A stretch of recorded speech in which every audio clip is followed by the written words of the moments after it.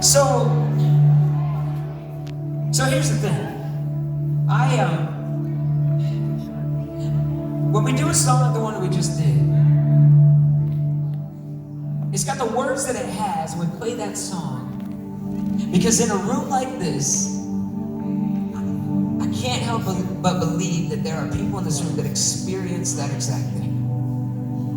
As a matter of fact, bigger than that, I know that in a room like this, some of you all are dealing with some really hard things. You got your own struggles. I don't know all of them yet. We don't know you that well, but in a room like this, I know there are people that are dealing with really difficult situations. Maybe it's at school. Maybe that's where your difficulty is. Maybe it's at home, because man, there are people that would rather be anywhere else at night than at home because of what's going on there. Maybe if you're honest with yourself, you admit that some of the struggles that you face have been brought on by your own choices, because that happens too. But see, it doesn't matter how put together somebody looks. It doesn't matter how much somebody's life looks like it's all good. Every single person experiences difficulties and struggles in their lives, and that's me included. As a matter of fact, when I was in middle school and high school, and honestly throughout much of my life, I have struggled with anxiety. You know, actually when I was in high school, it got so bad, I found myself sitting in a chair on medication, sitting across from a psychologist, getting counseling for something called obsessive compulsive disorder.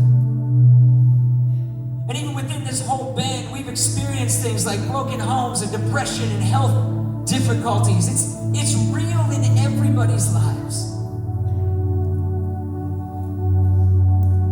And I don't know what it is in your life, like I said. But it doesn't take much for anybody to just kind of look inside or outside of themselves and realize that we have a pretty messed up and broken world. We spend so much time trying to figure it out. We've all got this thing in our minds. We know it's not supposed to be like this, that it should be better than this, that something should be fixed about this world, but we may not know what that is. And here's the thing, everybody in this world is trying to figure that out. Trying to figure out how to fix these broken things. Like, people think, some of them think that having the right rules are gonna like fix the problems that we have. Some people think that having the right knowledge will fix the problems that we have. Some people think that if you just do the right thing, if you're just a good moral person, that'll fix the problem that we're all experiencing. But then it gets more personal. Those are the big ways we try to fix these things, but then personally, some of us start to try to figure out other things that might either numb the pain that we're feeling, or maybe try to fix the brokenness that we feel. And maybe that's through self-harm, or maybe that's through hurting other people, or maybe that's experiencing it somehow as depression. Maybe it's trying to fix it by having the right relationship, the right boyfriend or girlfriend. You get that, and you're gonna have everything right. It's gonna fix what's going on. But it doesn't take long to start seeing these things and realizing that as good as any of them might be, it doesn't fix the problems we experience. I mean, we see laws made all the time, and people still are breaking them. We see the most educated people in the world still making decisions that hurt themselves and hurt other people. We all know the right thing to do, and yet how many times don't we do it? We think that maybe self-harm or something that's gonna fix it, but you know it's only a temporary thing. And we might think that relationship is gonna fix what's going on, but relationships get messy, people. Or maybe you've tried to fix it with some sort of substance abuse, and if you've done that, man, you know the substances often cause way more harm than good. So if none of these things will fix the problem, the question is, well, what can we do about it? See, I think the problem is that it's much bigger and it's much more fundamental than all these other things. See, all these other things that we experience, the way we see the brokenness in the world, all these ways we try to fix it, they all have one thing in common. People. It's us. If you're being honest with yourself, I'm pretty sure you'll be able to admit to yourself that in your own heart there is selfishness. And every person in the world has experienced this, and when we all are acting in that selfishness, the problem is that all these external things are caused by the fact that we have brokenness inside of us. It's a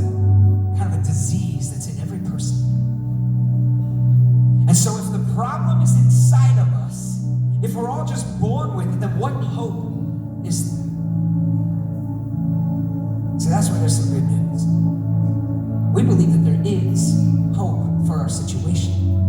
And we found that hope in a person that we've been introduced to. But before I tell you about this person, I gotta give you some background stuff, okay? We believe that the Bible, you've probably heard of this book, you've not read it, heard of it. We believe that the Bible is truth. That it accurately describes the way we experience life as humans. And the Bible tells us that God created the world, and He created the universe, and He created it to be beautiful and function in an incredibly intricate way. And He created humans, and He created all of it to be in relationship with Him. And yet the first humans decided to do their own thing, disobey God, act in selfishness, and they brought this brokenness into the world, and that brokenness and these struggles have been with every person since that day. And not only do we have these broken things in our lives, not only because of that brokenness do we often start to hurt other people, and we find ourselves hurt and violated by the actions and choices of other people. But something that gets even worse is that when we are breaking God's rules, we are breaking our relationship with Him. We're causing a separation between ourselves and this God who loves us. And that brings on any sort of punishment that we might deserve because of that.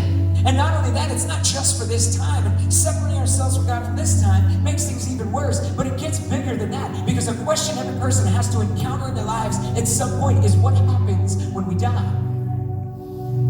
And the Bible gives us a pretty clear picture that there are one of two options when that happens. It tells us that there is an afterlife, something happens afterwards. But it says we'll either spend all of that time, the rest of forever, with God in the most beautiful existence possible, or away from God in the worst existence possible. Because of our choices. So we've tried to fix that. Some people think that just by being a good person, they can fix their broken relationship with God. As a matter of fact, that was my problem. I told you about that obsessive compulsive disorder. It was brought on because I was in constant fear that I had to live my life perfectly just to appease God and just to make myself okay with Him. And I wish I would have understood how big of a mistake that was, because the Bible very clearly says that nothing you can do can fix the brokenness in your heart and the selfishness in your heart. Nothing we can do can fix that relationship with God. And I was trying to do exactly what the Bible says you can't do, and I was literally going crazy. So maybe you've thought that being a good person is the right way, but it's not. Some of you might be in this room, though, you might have an opposite problem. You might look at a guy like me, you're like, man, you're trying to be good, but you're like, man, I've already messed up too much. I've already made too big of a mistake. I've already done too many wrong things for there to be a God that would care about me or like me or want a relationship with me or think my life's valuable at all, because I've just been violated or broken too much. There's no way that God could consider me worth His time. But here is the good news. The Bible goes on to tell us that even when we are a mess, even when we're broken, even when we don't even care about God, even when we struggle to even believe in God, God looks at you and He loves you so much that He decided to do all the work for you. The work that we couldn't do to fix this brokenness, He decided to do it for us. And here's how He did it. And this is where I get to tell you about this person that's changed our lives. There's a real person in history who's actually walked on earth. Even historians who don't believe in God, if they're being honest, have to admit He's a real person. His name is Jesus. Now, Jesus actually walked on earth. He actually claimed to be the Son of God. And because He was the Son of God, He's the only person to ever walk on earth and never do anything wrong. He lived His life totally innocently. He didn't deserve any sort of punishment. He only ever contributed good to the world. And yet, He was put on trial. He was sentenced to death. And He was murdered on a cross. And the Bible tells us that because Jesus was innocent and yet was still punished, it says that Jesus can take on Himself the punishment that we all deserve, the separation that we all caused. Jesus takes it on Himself and He fixes it. And not only that, to back up His claim that He was who He says He was, He actually came back to life. There's actually historical evidence that Jesus came back to life and He beat death, so that we don't have to be afraid anymore of what's going to happen after this. We can be with Jesus forever in God's presence. That's what gives us hope. See, one of Jesus' best friends on earth, his name was John. He actually put it this way, but really succinctly. And he said it this way: God so loved the world, he so loved you, that he gave his only son, Jesus, that whoever, and that is the worst person to the best person, it doesn't matter, whoever would simply believe, would put their trust in Jesus, would not perish or be separated from God forever, but would have eternal life in the best, most beautiful existence possible. That's the promise that God offers every person in this room. And that brings us back to this moment. I don't know what it is you're struggling with. Maybe it's pain caused by somebody else. Maybe it's regret over past decisions. Maybe you feel chained up by fear and anxiety and depression. Maybe you feel chained up to your own selfishness. It doesn't matter what it is. Jesus offers you hope. Maybe you feel chained up by anger or unforgiveness because of what somebody did to you and you just can't let that go. But it doesn't matter because Jesus gives us hope. When we trust what Jesus did for us, when we trust in that, Jesus gives us a new heart that starts to break down that selfish, broken one that we have right now. And so where you face storms in your life, Jesus offers you peace. Where you face brokenness and struggles, Jesus offers you strength and comfort and healing. When you struggle to forgive someone, Jesus offers you the power and the strength to forgive them and let it go. And promise that in the end, justice will be done. And where you have messed up, Jesus offers you forgiveness.